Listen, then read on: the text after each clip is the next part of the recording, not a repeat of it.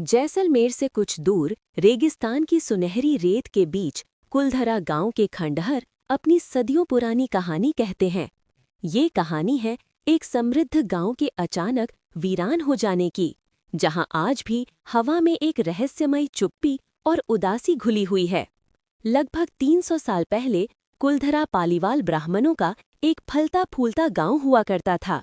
मेहनती और कुशल पालीवालों ने अपनी बुद्धिमत्ता से रेगिस्तान में भी खुशहाली लाई थी।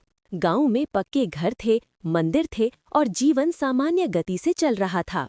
लेकिन उस समय जैसलमेर रियासत का दीवान था सलीम सिंह, जो अपनी क्रूरता और अय्याशी के लिए बदनाम था।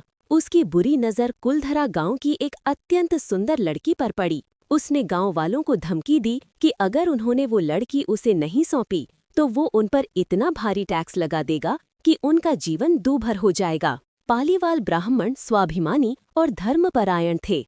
उन्हें अपनी बेटी का अपमान और अपने धर्म का सौदा मंजूर नहीं था। गांव के मुखिया ने सभी 84 गांव के पालीवालों को एक रात एक गुप्त सभा के लिए बुलाया। लंबी मंत्रणा के बाद एक कठिन निर्णय लिया गया। वे सलीम सिंह की धमकी के आगे झुकने के बजाय हमेशा के लिए अपने गांव को त्याग देंगे। वह रात अमावस्या की थी। सारी रात बिना किसी आहट या शोर के कुलधरा और उसके आसपास के 83 अन्य गांव के हजारों लोग अपना सब कुछ छोड़कर चुपचाप निकल पड़े। किसी ने उन्हें जाते हुए नहीं देखा। सुबह जब दीवान सलीम सिंह के सिपाही गांव में आए तो उन्होंने देखा कि गांव पूरी तरह से खाली है। हर घर का दरवाजा खुला था। चूल्हे पर रखी रोटियां वहीं ठंडी हो गई थीं और ऐसा लग रहा था जैसे समय अचानक ठहर गया हो। उन्हें एक भी व्यक्ति, यहाँ तक कि कोई जानवर भी नहीं मिला। जाने से पहले पालीवाल ब्राह्मणों ने इस धरती को श्राप दिया था।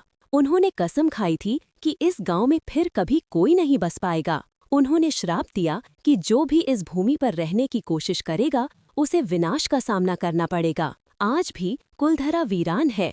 घरों की टूटी दीवारें, खामोश गलियां और उजड़े हुए मंदिर उस रात की भयावहता और पालीवालों के सामूहिक त्याग की कहानी बयां करते हैं। सूर्यास्त के बाद यहाँ रुकने की मनाही है, क्योंकि स्थानीय लोग और पर्यटक आज भी यहाँ अजीबोगरीब आवाजें, परछाइयाँ और रहस्यमयी ऊर्जा महसूस करने का दावा करते हैं।